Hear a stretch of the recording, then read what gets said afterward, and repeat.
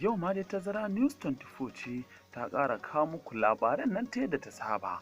Ofishoshin kula da basussukan ƙasar nan DMO ya ce jimlar da ake bin bashin Najeriya a yanzu ya kai dalar Amurka biliyan 103.3 kwatancin naira tiriliyan 49.8 ya zuwa ranar 21 ga watan Maris.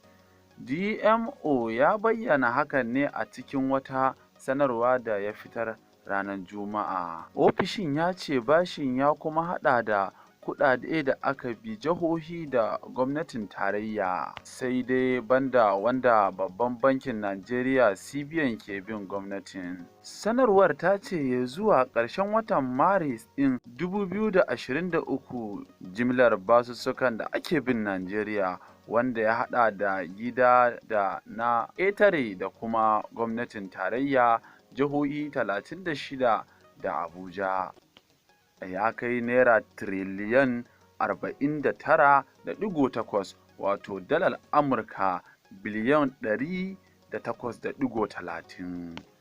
A madadin baikan ƙunshin naira tiriliyan 22.7 ɗin da CBN ke bin gwamnatin tarayya ba, wanda Majalisar Dokoki ta ƙasa ta sahalewa gwamnatin ciyowa a watan Mayu shekara ta 2023, shine wancan adadin za a sake shi a jerin basussukan na cikin gida daga watan Yuni 2023.